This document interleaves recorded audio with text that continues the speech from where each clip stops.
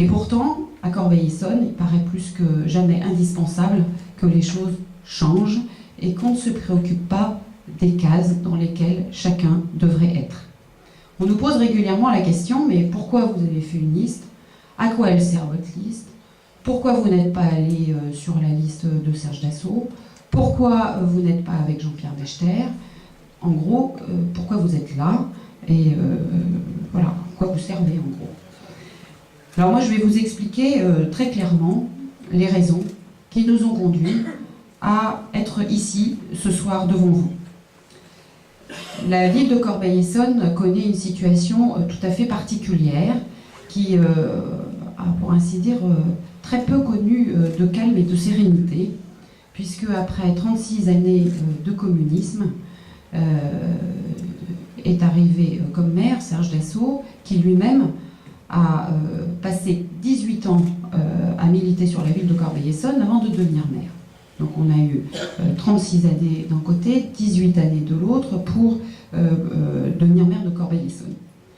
Et puis, depuis que Serge Dassault était maire de Corbeil-Essonnes, on a toujours connu des conflits récurrents, des guerres de clans, avec d'un côté les communistes et de l'autre côté l'équipe de Serge Dassault. Et puis le 8 juin de cette année, une fois de plus, Corbeil-Essonnes est devenu totalement atypique puisque c'est un cas unique en France. Non seulement l'élection municipale de l'an dernier a été annulée, mais chose plus inhabituelle, les deux candidats tête de liste du deuxième tour des élections municipales ont été déclarés inéligibles. Alors, des annulations d'élections, ça existe parfois, une inéligibilité moins souvent, mais deux inéligibilités, c'est quand même un cas d'école. Et bien c'est à Corbeil-Essonnes qu'on le vit, ce cas d'école.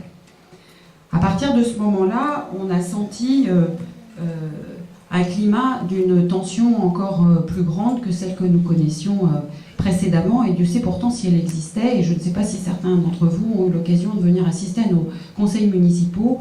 En tout cas, pour ceux qui y sont venus, ils ont le souvenir d'un climat particulièrement tendu, agressif, où on avait du mal à pouvoir travailler dans la sérénité. Immédiatement après le 8 juin, on a vu fleurir des affiches partout, et la guerre a commencé entre les différentes formations politiques, les unes et les autres, se disant que l'occasion était trop belle de pouvoir prendre la ville. Nous, on considère que c'est pas comme ça que ça doit se passer et que la ville a besoin d'une équipe qui soit une équipe indépendante et libre. Pourquoi je dis indépendante et libre? Parce que, vous l'avez bien compris, un certain nombre de candidats ne sont pas ceux que l'on croit. Tout le monde sait que juste derrière Carlos da Silva, il y a l'ombre très présente du maire d'Ivry, Manuel Valls, dont les ambitions ne sont ignorées par personne et qui souhaite de longue date que les deux communautés d'agglomération, celle d'Ivry Centre-Essonne et celle de la nôtre, celle de Seine-Essonne, puissent fusionner avec certainement des arrière-pensées, c'est-à-dire que bien évidemment, Évry devienne extrêmement centrale et importante et occupe la première place. Les Corbeil-Essonnois ont une histoire qui n'est pas toujours très facile, qui a même été douloureuse avec Évry. Et ils ne sont pas prêts à ce que Corbeil-Essonnes devienne la banlieue d'Évry. Un jour peut-être, il faudra envisager, dans quelques années, parce que l'État nous y contraindra, à ce qu'il y ait un rapprochement entre les deux communautés d'agglomération. Mais cela, il faudra que ça se fasse dans de bonnes conditions, à condition que Corbeil-Essonnes puisse intervenir à part égale avec Évry et qu'elle ne soit pas les parents pauvres d'une future grande agglomération dont elle ne récupérerait que les miettes. Donc tout le monde a bien compris que la candidature de Carlos da Silva, derrière, il y avait celle de Manuel Valls qui était très présente, Manuel Valls qui, comme chacun le sait, a des ambitions nationales dont d'ailleurs il ne se cache pas. Tout juste à côté de Michel Noailles, vous avez Bruno Piriou. Vous avez des destins parallèles des deux autres listes dont je vais parler à l'instant. vous avez deux hommes qui ont été, ce que je peux comprendre sur le plan humain, extrêmement affectés par la décision du Conseil d'État, puisqu'il les a déclarés inéligibles. Et donc, Bruno Pierriou considère que si de nouvelles élections ont lieu à Corbeil-Essonnes, c'est grâce à lui, et que le siège de maire devrait lui revenir de droit.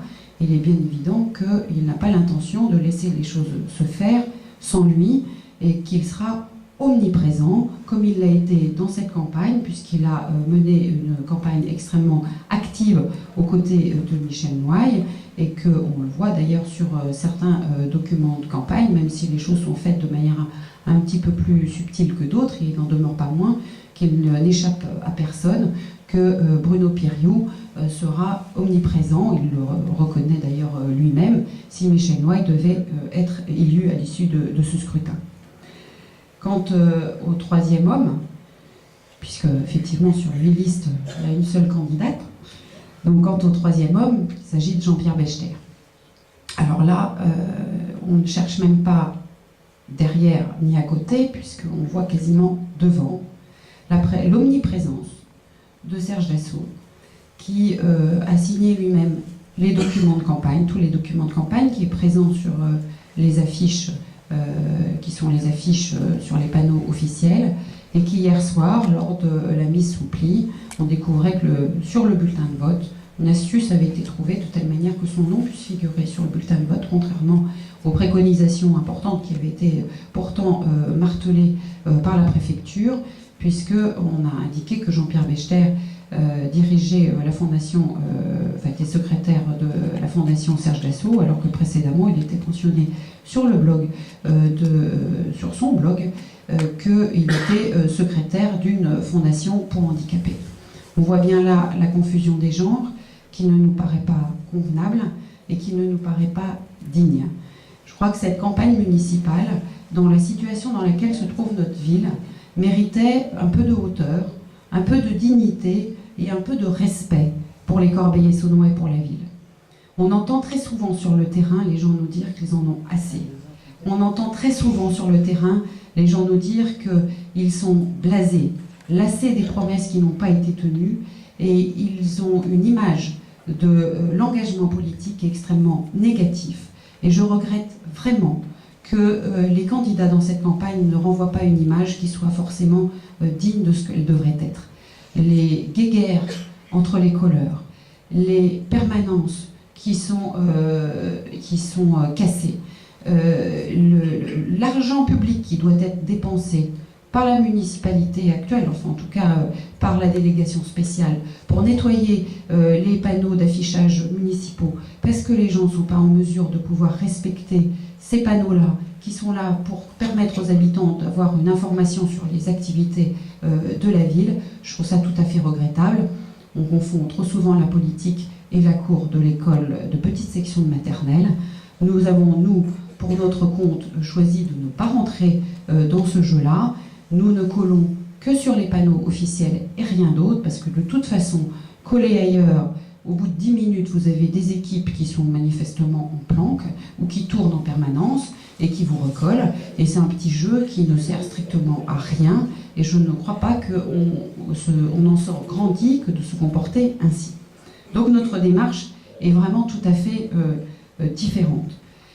Et donc, fort de ces observations, moi j'ai vécu très douloureusement ce climat de tension permanente et d'affrontement.